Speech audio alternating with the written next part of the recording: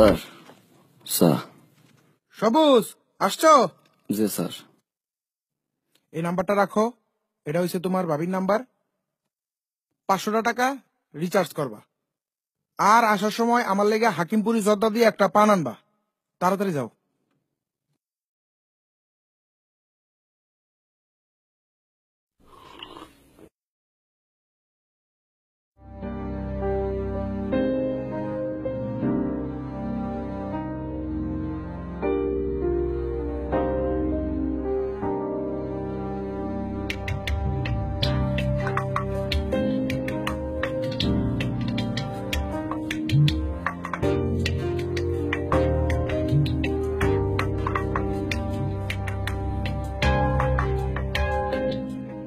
Sir আইসো? টাকা পাঠাই দিছি, আর এই যে পান। ভালো করছো। স্যার গতকাল তো কইছিলেন আজকের কথা। আরে বাবা, অফিসের মালিক কে আমি? অফিসের মালিক তো ভিতরে বই আছে। প্রতিদিন এক কথা আমারে কইও না বাবা, খুব কষ্ট লাগে আমারও। যাও, সময় হইলে পাইবা।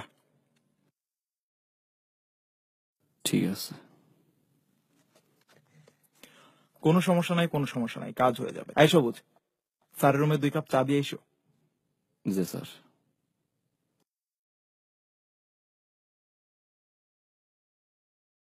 সবুজ, এই সবুজ, সবুজ জি ম্যাডাম। ছিলেন কোথায় আপনি? কখন থেকে ডাকছি, আপনার কথা কানে যাচ্ছে না। একবারও জবাব দিচ্ছেন না আপনি। আপনি জানেন না আমার 11টা থেকে অফিস? পুরো অফিসে আপনাকে আমি খুঁজেছি, ছিলেন কোথায়? ম্যাডাম সালে একদম মুখে মুখে কথা বলবেন না। এখন পর্যন্ত আমার পানির বোতলটা ভরেননি, ডেস্ক পরিষ্কার করেননি, করেন কি সারাদিন? ম্যাডাম আর কোনো কথা বলবেন না। আপনাকে পানির বোতলটা ভরে দিতে বলেছি, পানির বোতলটা ভরে দেন। স্টুপিড একটা কোথাকার।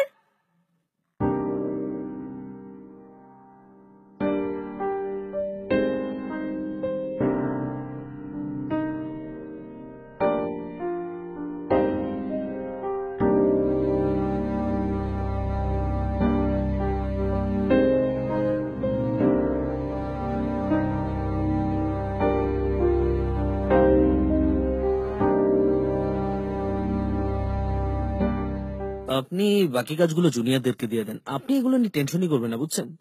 আমার যা ধারণা আপনার মধ্যে অনেক পটেনশিয়ালস আছে, এবং আপনাকে আসলে এতদিন আমরা মিস ইউজ করছিলাম। আপনাকে আমরা আরো অনেক কাজে লাগাতে পারি। সো এগুলো নিয়ে আপনার টেনশন করতে হবে না, বুঝছেন? এগুলো আপনি অন্য জুনিয়রদের হাতেই ছেড়ে দেন। সবুজ কিছু বলবো মনে হয়? স্যার আজকে তো স্যার মাসের 12 তারিখ, অফিসের সবার বেতন তো হয়ে গেছে স্যার। আমার বেতনটা কি স্যার আজকে দেওয়া যায় স্যার? সালেক স্যারে কইছিলাম, কিন্তু স্যারে। সালেক সাহেব, সালেক সাহেব, সালেক সাহেব! জি স্যার। আপনি এই অফিসের অ্যাডমিন তো? জি স্যার। এইসব কি ছোট লোকের বাচ্চা রাখছেন অফিসে? আমার কাছে এসে স্যালারি চায়, আমার কাছে! এক্ষুনি বের করে দিবেন, লাথি মেরে বের করে দিবেন।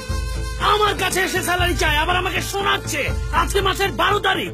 কাকে রেখেছেন এগুলো মূর্খ লোকজন? এক্ষুনি বের করে দিবেন। স্যার আমি দেখছি। এই সবুজ, এদিকে আসো, এদিকে আসো। সরি মিস্টার, আসলে ছোট লোকের বাচ্চাদের নিয়ে মানে কি বলবো, মাসের 12 তারিখ কি খুব বেশি সময়? তুই স্যারের কাছে বেতন চাইছিস কে? স্যার আপনি না কইলেন মালিককে কইতে। ওরে আল্লাহ, মাসটা শেষ হইতে না হইতে এলিয়ে তুই আমার কাছে 50 বার বেতন চাইছস। তোর মতো চা বানানোর লোক আমার পিছনে পিছনে ঘুরে, তুই তো ল্যাংরা। ভালো ভালো সুস্থ সুস্থ মানুষরা আমি চাকরি দেই নাই। স্যার আমার তো বেতন স্যার লাগে। ওরে কপাল, মাসটা শেষ হইতে না হইতে তুই এই লই আমার কাছে 50 বার বেতন চাইছস। 500,000 টাকা লেগে কি তুই আটকে আছস?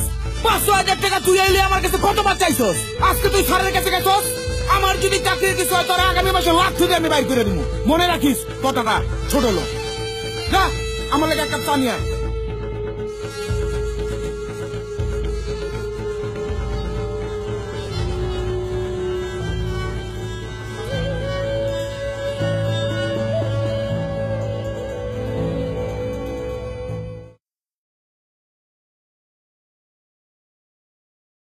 বাজান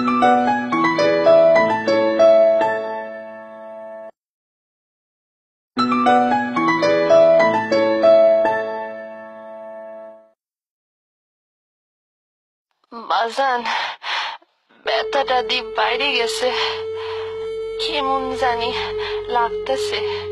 ওই টেস্টগুলাও তো করানো হয় নাই। আজকা আউনের সময় কি ওষুধগুলা লয়াবি? ব্যথার চোটে আজ কাটতে কেউ নামতে পারতেছি না।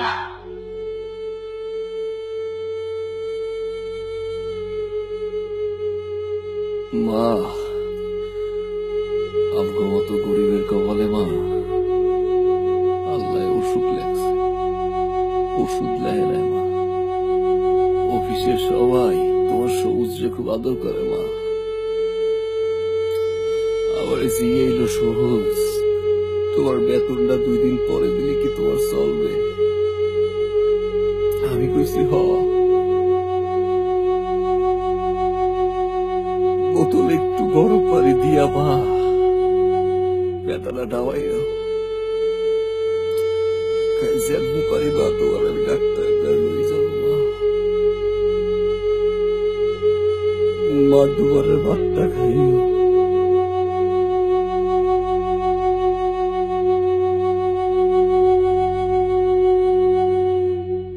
আমরা সবাই জানি সমাজের এই সকল মানুষগুলো হয়তো কারো বাবা, কারো ভাই অথবা কারো সন্তান, কিন্তু ভুলে যাই তাদের সাথে হাসি মুখে একটু ভালো ব্যবহার করতে।